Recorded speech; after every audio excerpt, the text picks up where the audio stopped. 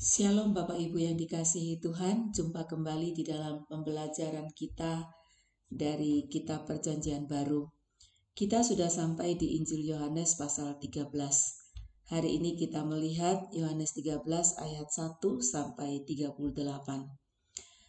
Kita mulai dari yang pertama, Yohanes 13 ayat 1 sampai 20, kisah tentang Yesus membasuh kaki murid-muridnya.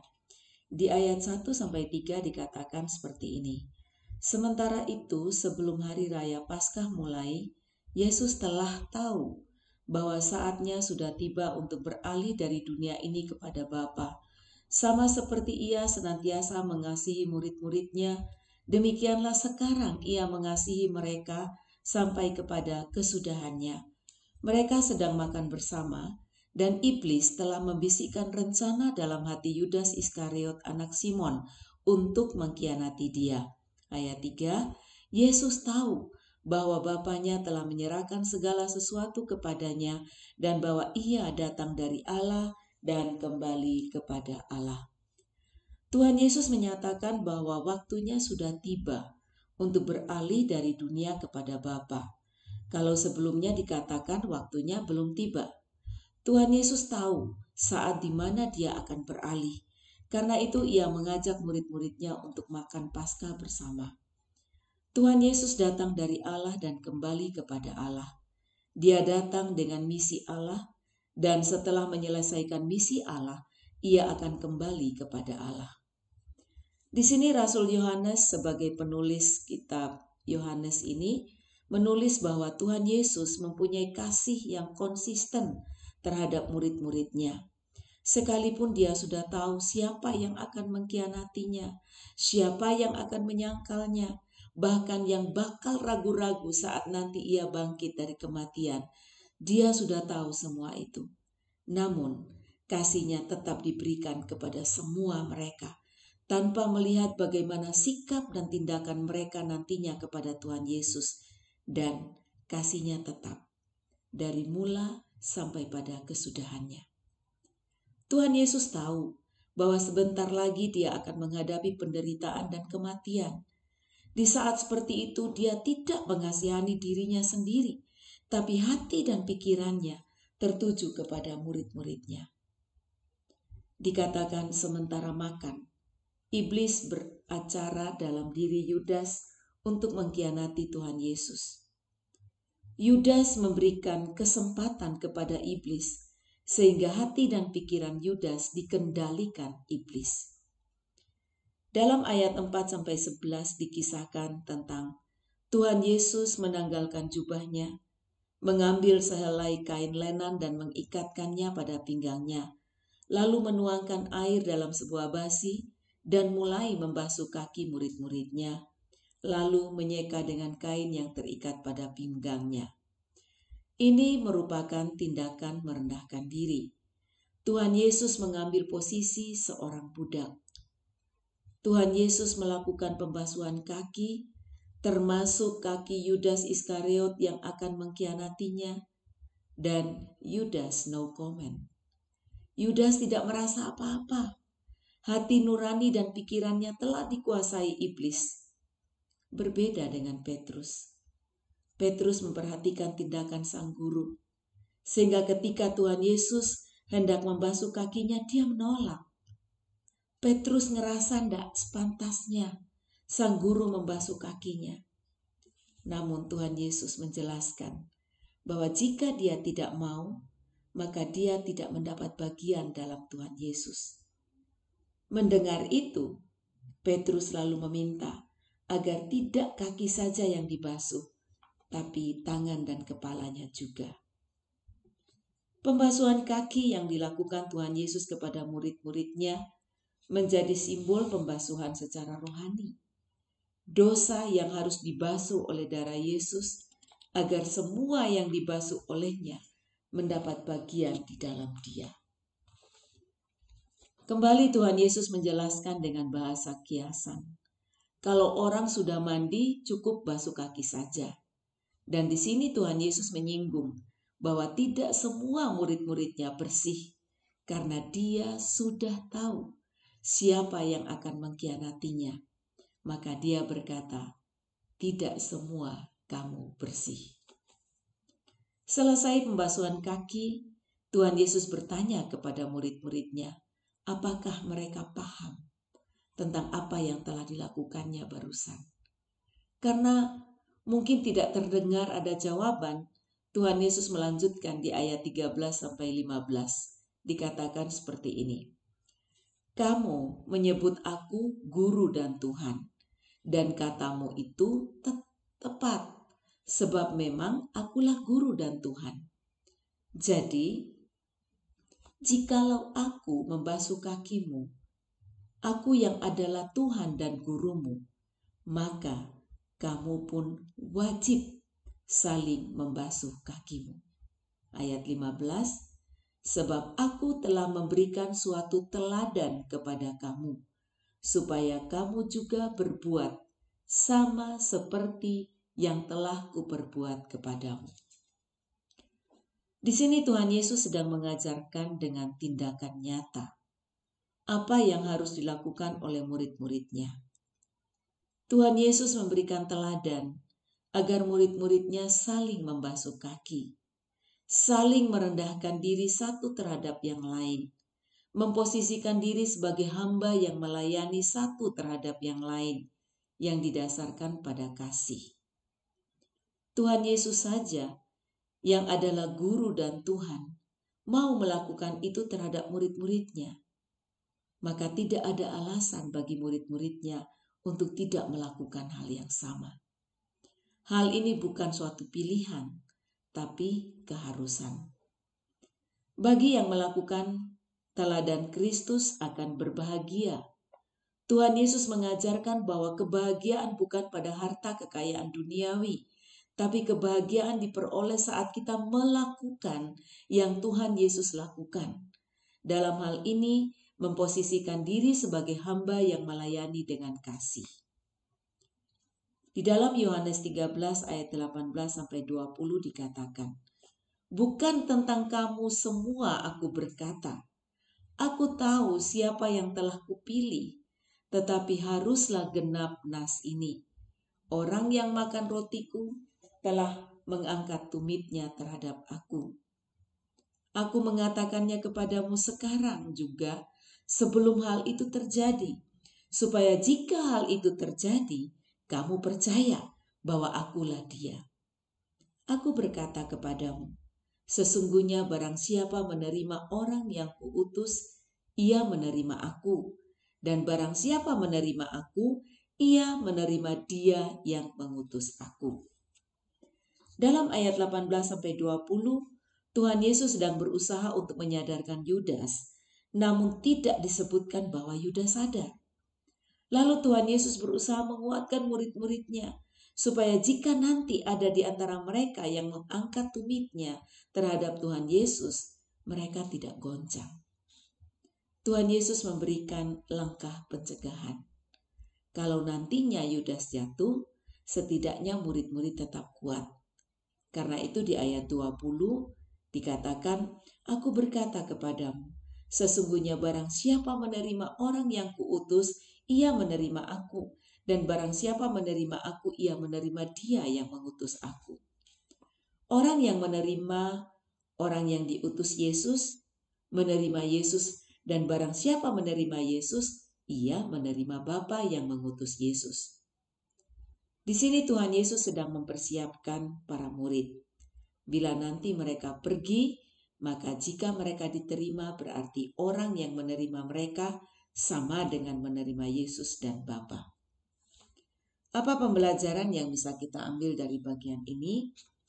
Tuhan Yesus memiliki kasih yang tetap sama kepada semua murid-Nya, termasuk kepada kita juga. Kasih-Nya tidak didasarkan pada sikap dan tindakan kita kepadanya, tapi murni dari hatinya Dia mengasihi kita. Mari kita belajar untuk mengasihi Tuhan Yesus dengan sungguh-sungguh.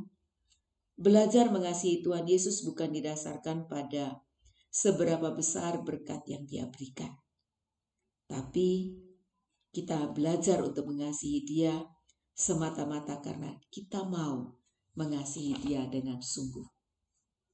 Ingat, karena kasih-Nya, Dia menyerahkan dirinya dengan rela untuk menebus dosa kita. Sebagai murid-murid Kristus, kita pun harus tahu dan siap untuk merendahkan diri satu terhadap yang lain, saling melayani dengan didasarkan pada kasih. Kebahagiaan sejati bukan terletak pada seberapa kaya kita di bumi ini, tapi kebahagiaan sejati diperoleh saat kita memposisikan diri kita sebagai hamba yang melayani dengan kasih, meneladani Kristus. Karena itu, jangan ada yang sombong di antara kita. Ingat, tugas seorang hamba hanya melayani untuk menyenangkan hati Tuannya. Tuhan Yesus adalah Tuhan kita. Mari bersama kita hidup senantiasa menyenangkan hati-Nya. Jika ada di antara kita yang jatuh, jangan ikutan jatuh. Hendaklah kita menjadi murid yang tidak tergoncang dan siap untuk diutus agar banyak orang yang percaya dan menerima Yesus dan Bapa. Selanjutnya kita lihat Yohanes 13 ayat 21 sampai 30 berbicara tentang Yesus memperingatkan Yudas. Kemanusiaan Tuhan Yesus terlihat dengan dirinya yang merasa terharu. Mungkin terharu yang dimaksud adalah kesedihan yang mendalam ya, karena di antara murid-muridnya akan ada yang berkhianat. Sedih banget kan ya, orang yang selama ini dikasihi dengan kasih yang sama dengan yang lain, dipercaya sebagai bendahara, sebentar lagi akan menjual sang guru. Pernyataan Tuhan Yesus membuat yang lain bertanya-tanya, rasanya ndak mungkin. Tapi toh mereka kepo ya, pingin tahu siapa gerangan yang akan melakukan itu. Petrus memberikan isyarat kepada Yohanes untuk bertanya kepada Tuhan Yesus, karena Yohanes duduk di sebelah kanannya Tuhan Yesus ya. Yohanes pun bertanya kepada Tuhan Yesus, dan Tuhan Yesus memberitahukan di ayat 26. Jawab Yesus, "Dialah itu yang kepadanya aku akan memberikan roti sesudah aku mencelupkannya."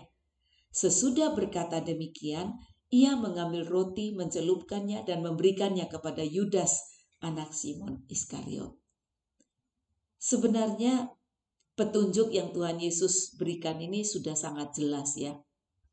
Namun tidak seorang pun di antara mereka yang mengerti. Setidaknya dalam pasal 13 ini, 3 kali Tuhan Yesus mengungkapkan bahwa akan ada di antara mereka yang menyerahkannya. Ungkapannya itu bisa kita lihat di ayat 10b yang berkata tidak semua kamu bersih. Lalu di ayat 18 dikatakan orang yang makan rotiku telah mengangkat tumitnya terhadap aku. Lalu di ayat 21 dikatakan sesungguhnya seorang di antara kamu akan menyerahkan aku. Yudas yang menerima roti itu tidak sadar dan tidak bertobat. Sebaliknya ia kerasukan iblis dan Yesus menyuruhnya untuk segera melakukan rencananya. Yudas tidak pakai lama-lama, dia langsung pergi. Murid-murid yang lain tidak punya kecurigaan terhadap Yudas tentang apa yang akan dilakukannya terhadap sang guru, karena dia menunjukkan sikap persahabatan dengan Tuhan Yesus. Tapi sikap persahabatan yang munafik. Murid-murid mengira Tuhan Yesus sedang menyuruh Yudas untuk membelikan sesuatu, padahal sebenarnya Yudas sedang melakukan rencana jahatnya. Jika kita melihat dan membaca dalam Injil Sinoptik paralel kisah ini, maka terlihat banget kemunafikan Yudas. Ketika yang lain pada bingung menebak siapa gerangan yang akan menyerahkan sang guru dengan bertanya, "Bukan aku ya Rabi?" Yudas pun ikut-ikutan bertanya, "Bukan aku ya Rabi?" Hal itu bisa kita baca di dalam Matius 26 ayat 25a. Dan Yesus menjawabnya, "Engkau telah mengatakannya," yang berarti benar. Jawaban Tuhan Yesus tidak didengar oleh yang lain. Makanya mereka tetap gagal paham. Tuhan Yesus mengasihi Yudas. Dia tidak saja membasuh kaki Yudas, tapi juga berusaha supaya Yudas bisa diperingatkan, ya. Tapi ternyata Yudas no reckon, dan akibatnya sangat fatal. Kebinasaan menjadi bagiannya. Kita sudah tahu kan, ya, bagaimana akhir hidup Yudas? Mati gantung diri. Apa pembelajaran yang bisa kita pelajari dari bagian ini? Hati yang dikuasai iblis tidak bisa menyadari kesalahan. Berbuat seolah-olah tidak ada apa-apa. Sikapnya munafik, hanya untuk mengelabui yang lain. Hati-hati terhadap sikap kita terhadap Tuhan Yesus. Terlihat kita bersahabat dengan Tuhan Yesus, padahal kita sering berkhianat terhadapnya. Mungkin sikap kita tidak separah Yudas, namun dalam keseharian, bukankah kita sering mengkhianati Dia melalui sikap kita, ucapan kita, dan seterusnya yang membuat Tuhan Yesus sedih? Ayo guys, mari kita menunjukkan persahabatan sejati dengan Tuhan Yesus melalui sikap, ucapan, dan tindakan seperti yang Tuhan Yesus teladankan. Belajar dari kisah Yudas. Bila kita diperingatkan akan kesalahan atau dosa, mari kita menanggapinya dengan serius. Ambil tindakan bertobat. Jangan mengeraskan hati. Selama ada kesempatan untuk bertobat, bertobatlah. Jika tidak bertobat, maka kita pun akan rugi sendiri. Selanjutnya kita melihat Yohanes 13 ayat 31-35 tentang perintah baru. Setelah Yudas pergi, Tuhan Yesus mengajarkan hal penting bagi murid-muridnya. Tuhan Yesus menyatakan bahwa sekarang Dia dipermuliakan dan Allah dipermuliakan di dalam dirinya. Allah akan mempermuliakan Kristus di dalam dirinya. Dia akan dipermuliakan segera, yakni dalam kematiannya. Tuhan Yesus menyebut murid-muridnya dengan kata anak-anakku. Betapa Tuhan Yesus mengasihi murid-muridnya. Hubungan yang dekat antara seorang ayah dan anak. Kedekatan kasih yang tidak dapat dipisahkan. Lalu Dia menghibur mereka. Di dalam ayat 33 dikatakan, "Hai anak-anakku, hanya seketika saja lagi aku ada bersama kamu. Kamu akan mencari aku, dan seperti yang telah kukatakan kepada orang-orang Yahudi, ke tempat aku pergi, tidak mungkin kamu datang. Demikian pula aku mengatakannya sekarang juga kepada kamu." Tuhan Yesus sebagai Bapa, Dia mempersiapkan anak-anaknya. Lalu Dia pun memberikan perintah baru kepada mereka. Ayat 34 dan 35. "Aku memberikan perintah baru kepada kamu, yaitu supaya kamu saling mengasihi sama seperti aku telah mengasihi kamu. Demikian pula kamu harus saling mengasihi. Dengan demikian semua orang akan tahu bahwa kamu adalah murid-muridku, yaitu jikalau kamu saling mengasihi." Perintah baru yang Tuhan Yesus berikan dikatakan, kamu harus saling mengasihi sama seperti aku telah mengasihi kamu. Tuhan Yesus memerintahkan kepada murid-muridnya untuk saling mengasihi dengan kasih yang kualitasnya sama dengan kasih yang ada pada Kristus. Kasih yang ada pada Kristus adalah kasih yang rela merendahkan diri, rela berkorban, kasih yang tidak memikirkan diri sendiri, kasih yang tetap mengampuni walaupun dikhianati. Tuhan Yesus mau supaya kasih seperti yang ada padanya diaplikasikan dalam kehidupan murid-murid. Dengan demikian, itu menjadi identitas diri mereka. Kasih menjadi ciri khas murid-murid Kristus. Melihat kasih di dalam diri para murid, maka mereka dikenal sebagai murid-murid Kristus. Apa pembelajaran yang bisa kita ambil dari bagian ini? Perintah baru Tuhan Yesus berlaku bagi kita juga sebagai murid-muridnya. Mari dalam hidup yang sekarang ini kita hidupi, kita tunjukkan kasih Kristus. Kita saling mengasihi dengan kasih agape. Tidak ada kemunafikan ataupun kepalsuan. Kasih kita benar-benar tulus dan murni. Dengan menghidupi hidup saling mengasihi, kita akan dikenal sebagai murid-murid Kristus sejati. Selanjutnya kita melihat bagian yang terakhir, Yohanes 13 ayat 36 sampai 38. Yesus memperingatkan Petrus. Walaupun Tuhan Yesus telah berkali-kali menyatakan bahwa dia akan pergi, murid-murid tetap tidak paham. Sehingga Petrus bertanya di dalam ayat 36 sampai 38, Simon Petrus berkata kepada Yesus, "Tuhan, kemanakah engkau pergi?" Jawab Yesus, "Ke tempat aku pergi engkau tidak dapat mengikuti aku sekarang, tetapi kelak engkau akan mengikuti aku." Kata Petrus kepadanya, "Tuhan, mengapa aku tidak dapat mengikuti engkau sekarang? Aku akan memberikan nyawaku bagimu." Jawab Yesus, "Nyawamu akan kau berikan bagiku? Sesungguhnya aku berkata kepadamu, sebelum ayam berkokok, engkau telah menyangkal aku 3 kali." Tuhan Yesus menjawab Petrus dengan sangat jelas. Untuk saat itu Petrus tidak dapat mengikuti Tuhan Yesus, tetapi kelak Petrus akan mengikuti dia. Apa yang Tuhan Yesus akan alami? Petrus tidak bisa mengikutinya. Penderitaan, kematian akibat dosa hanya bisa dikerjakan oleh Tuhan Yesus.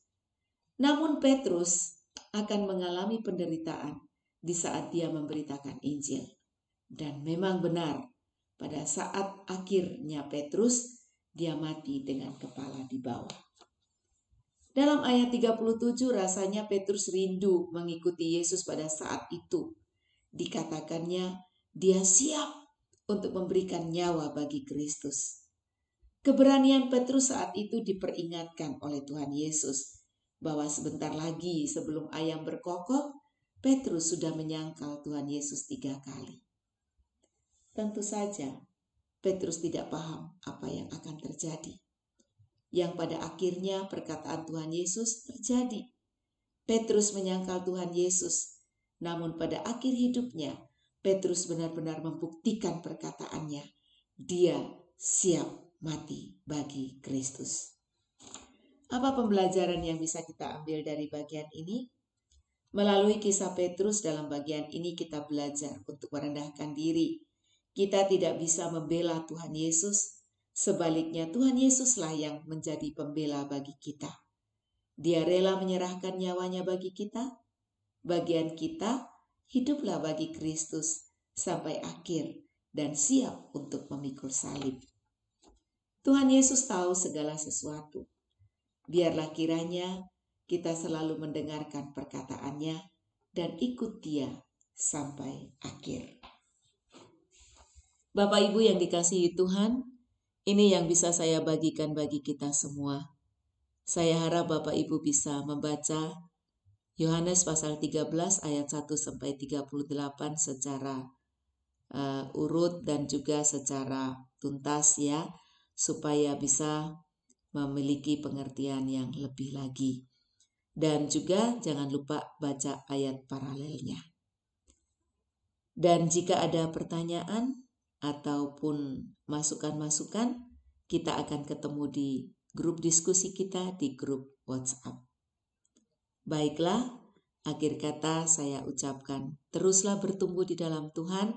Tuhan Yesus memberkati.